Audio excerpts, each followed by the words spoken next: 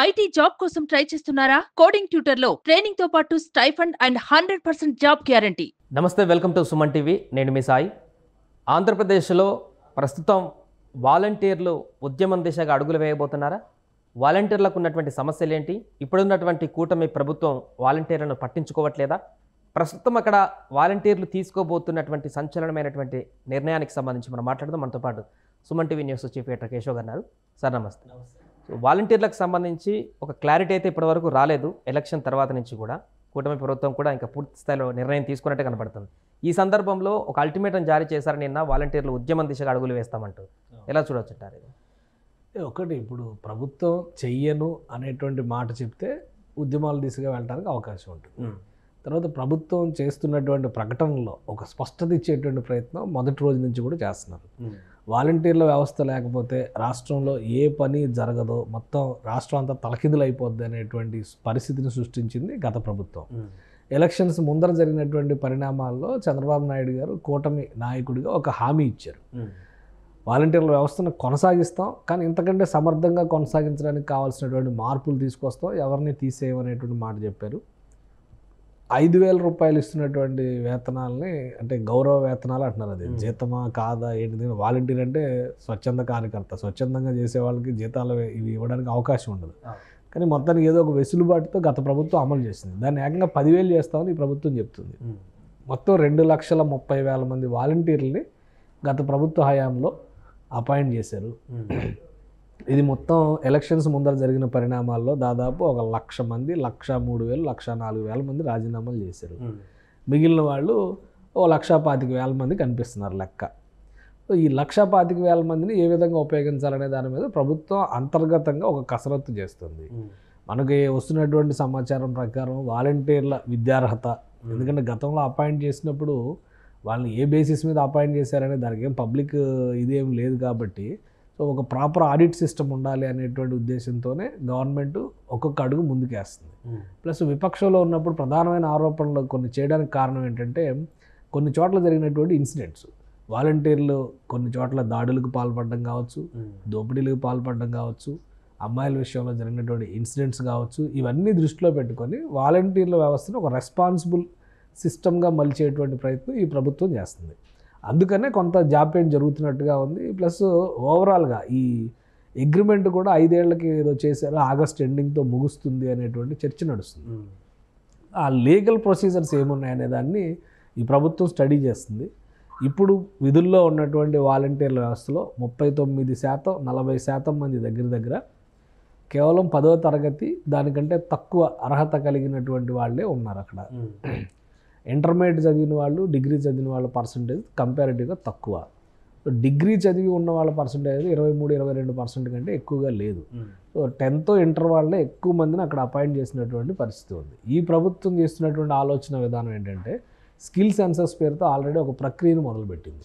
ఒకవేళ గ్రాడ్యుయేషన్ చేసినటువంటి వాళ్ళు వాలంటీర్లుగా ఉంటే, వాళ్ళు చదువుకున్నటువంటి విద్యార్హతకు తగ్గట్టుగా వాళ్ళకి ఏ రంగంలో స్కిల్ సెట్ డెవలప్మెంట్కి సంబంధించినటువంటి శిక్షణ ఇస్తే ఇంకా మెరుగైన ఉపాధి మార్గాల్లోకి వెళ్తారు. ఎందుకంటే వాలంటీర్ అంటే జీవితాంతం అదే పని చేయాలని లేదుగా. ఏదో రిక్షా దొక్కి ఆయన రిక్షా దొక్కుతానే బతకాలన్నట్టుగా సిస్టమ్ మారినప్పుడు, టెక్నాలజీ మారినప్పుడు ఆటో కొనుక్కుంటారు. ఆటోమేటిక్గా ఆటో కొనుక్కుని ఆటోలో వెళ్తారు, లేదంటే క్యాబ్ కొనుక్కుని క్యాబ్ డ్రైవర్గా మారుతారు. కానీ జీవితాంతం రిక్షా దొక్కే విధంగానే ఉంచితే అతని స్కిల్ సెట్ డెవలప్మెంట్ ఎప్పుడు జరుగుతుంది? కాబట్టి ప్రభుత్వం ఇప్పుడు దాని మీద కసరత్తు చేస్తుంది. రాష్ట్రానికి వాళ్ళు ఉన్నటువంటి ప్రదేశాల్లో వాళ్ళకి అవకాశాలు కల్పించేటువంటి యంత్రాంగం రావాలి.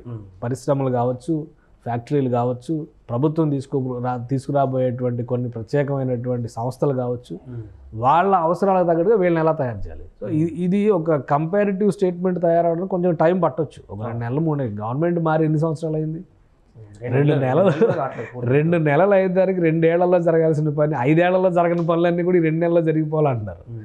అదే విచిత్రంగా ఉంది. ఇప్పుడు విపక్షం చేస్తున్న విమర్శల్లో కూడా జనం ఎందుకు నిలబట్టలేదంటే, 5 ఏళ్లలో ఏమీ లేదంటే ఇప్పుడు ఏదో కదిలికి వచ్చిన దాన్ని కూడా అసలు ఏమీ చేయలేదనేటువంటి పాట పాడుతుంటే జనంలో కూడా ఒక రకమైనటువంటి విరక్తి ధోరణి వస్తుందన్నమాట. సో ఇక్కడ వాలంటీర్లు కనుక బహుశా రాజకీయ ప్రభావాలతో కానీ ఉద్యమాల్లోకి వెళ్తే నష్టపోయేది వాళ్ళే. అంటే ఇప్పటివరకు ప్రభుత్వ అధికారులను వీళ్ళు కలిసి వినతి పత్రం అట్లాంటిది ఇచ్చింది కూడా ఏం లేదు. ఒకవైపు ప్రభుత్వం నుంచి పాజిటివ్ రెస్పాన్స్ కనిపిస్తున్నట్టు సందర్భంలో ఇట్లా కొంతమంది రోడ్డు మీదకి వచ్చి ఇప్పుడు ఆందోళన చేసేటువంటి కార్యక్రమం చేస్తున్నట్టుగా కనిపిస్తుంది. అంటే మీరు రాజకీయంగా రెచ్చగొట్టేటువంటి ప్రణాళిక అనుకోవాలి. ఎందుకంటే రాజీనామాలు చేసిన వాళ్ళు చాలామంది బయటకు వచ్చి ఏం మాట్లాడారు, ఆ రోజు వీళ్ళందరూ మమ్మల్ని రాజీనామాలు చేయమని ప్రెషర్ చేస్తే మేము రాజీనామాలు చేసేవాళ్ళం.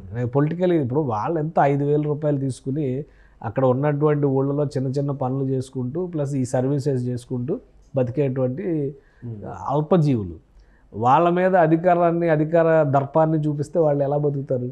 కాబట్టి ఇప్పుడున్నటువంటి ప్రభుత్వం దాన్ని ఒక సిస్టమేటిక్ దీనిలోకి, ఇప్పుడు ఆల్రెడీ గ్రామ కార్యదర్శుల వ్యవస్థ దగ్గర నుంచి ఎంపీడీఓలు ఆర్డీఓలు దాకా ఒక సిస్టమ్ ఉంది, ఒక 5 టైర్ సిస్టమ్ మనం ఫాలో అవుతున్నాం. రాష్ట్ర స్థాయిలో ప్రభుత్వానికి సంబంధించినటువంటి విధుల నిర్వహణ కార్యాచరణ అమలుకు సంబంధించిన యంత్రాంగం దగ్గర నుంచి గ్రామ స్థాయి వరకు 2 సిస్టమ్స్ నడుస్తాయి ప్యారలల్గా. మొత్తం 5 టైర్ సిస్టంలో 2 సిస్టమ్స్ ప్యారలల్గా నడుస్తాయి. ఒకటి పొలిటికల్ లీడర్షిప్, అంటే ప్రజలు ఎన్నుకున్నటువంటి ప్రతినిధులకు సంబంధించినటువంటి వ్యవస్థ.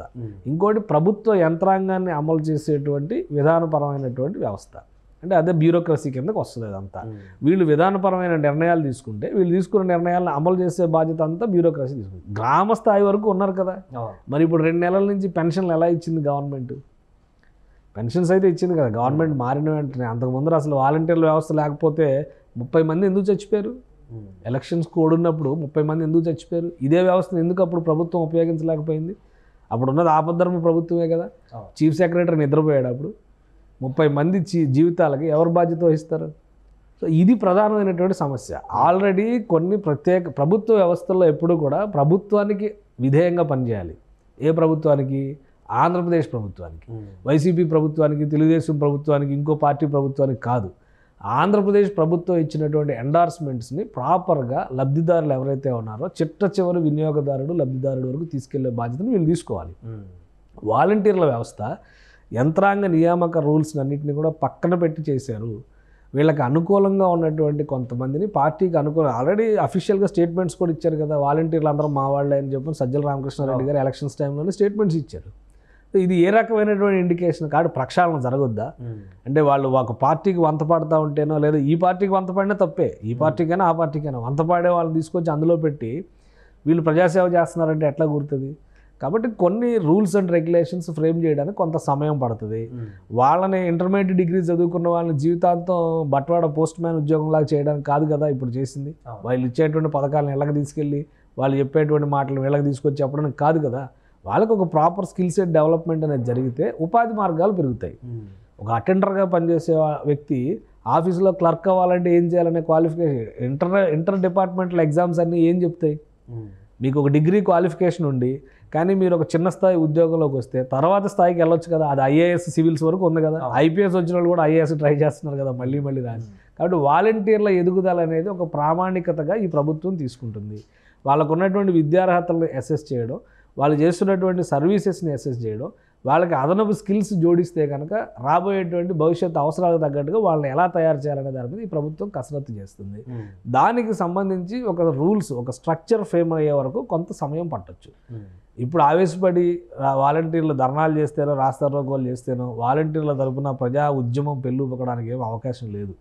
ఏదైనా రాజకీయ రగడ జరుగుతుంది తప్పితే ప్రజా ఉద్యమం పెళ్ళుబకి వీళ్ళ కోసం అండగా నిలబడదాం అనేటువంటి పరిస్థితి అయితే ఆంధ్రప్రదేశ్ రాష్ట్రంలో ప్రస్తుతానికి లేదు.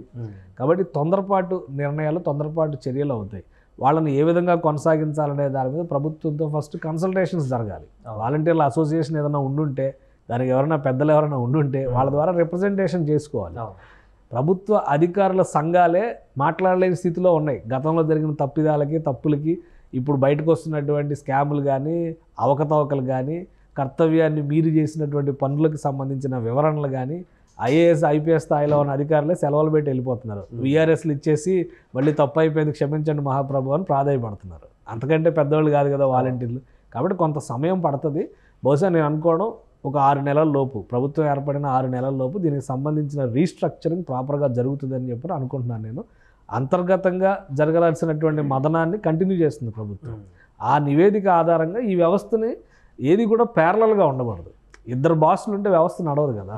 గ్రామ కార్యదర్శులు అనేటువంటి ఒక వ్యవస్థకు ప్యారలల్గా తీసుకొచ్చి అలానే గ్రామ స్థాయిలో సర్పంచ్లు అనేటువంటి వ్యవస్థలు, గ్రామ స్వరాజ్యం అనేటువంటి కాన్సెప్ట్నే నిర్వీర్యం చేసే విధంగా అది ఉంది. ఎన్నుకున్న ప్రజాప్రతినిధులు జీరో, అక్కడ ఏమీ లేదు, మేము జీరోలు అయిపోయాం అనేటువంటి పరిస్థితి వచ్చింది. ఈరోజు జెండా వందనం గురించి మనం మాట్లాడినా స్థానికంగా గ్రామ సభల నిర్వహణకు వెళ్తున్నారు. ఎందుకు వెళ్తున్నారు? ఇవన్నీ కూడా ఒక వ్యవస్థ, ఒక లక్ష్యాన్ని నిర్దేశించి దానికి తగ్గట్టుగా రాజ్యాంగం సూచించినటువంటి చట్టాలు చేసినటువంటి ప్రతిపాదనలకు అనుకూలంగా 2 వ్యవస్థలు నడుస్తున్నాయి. వాటిని నిర్వీర్యం చేస్తూ మన సొంత దళారీ వ్యవస్థను పెట్టుకున్నట్టుగా ఉండకూడదు వాలంటీర్ల వ్యవస్థ. ఇప్పటివరకు నడిచింది ఆ విధంగా అనేటువంటి అభిప్రాయంతో ప్రభుత్వం ఉంది. అందుకు ఇప్పుడున్నటువంటి ప్రభుత్వం ఆ మాట చెబుతుంది. దానికి అనేక ఆధారాలు కూడా ఉన్నాయి. కాబట్టి దాన్ని ప్రక్షాళన చేయాల్సినటువంటి అవసరం ఉంది. ప్రక్షాళన చేయడానికి కొంత సమయం అయితే ఖచ్చితంగా పడుతుంది. Right sir. అది ప్రస్తుతం ఆంధ్రప్రదేశ్లో కొంతమంది వాలంటీర్లు నిన్న అఫీషియల్గా బయటకు వచ్చి ఉద్యమం దిశగా మేము అడుగులు వేస్తాం, ఇప్పుడున్నటువంటి ప్రభుత్వం వాలంటీర్లకు సంబంధించినటువంటి సమస్యలు కనుక పరిష్కరించకపోతే అనేటువంటి ఒక అంశాన్ని తెరపైకి తీసుకురావడం పట్ల అయితే ప్రస్తుతం కొంత చర్చ కొనసాగుతుంది. సుమన్ టీవీలో మీ పర్సనల్ అండ్ బిజినెస్ ప్రమోషన్స్ కోసం కింది నెంబర్కి కాంటాక్ట్ చేయండి.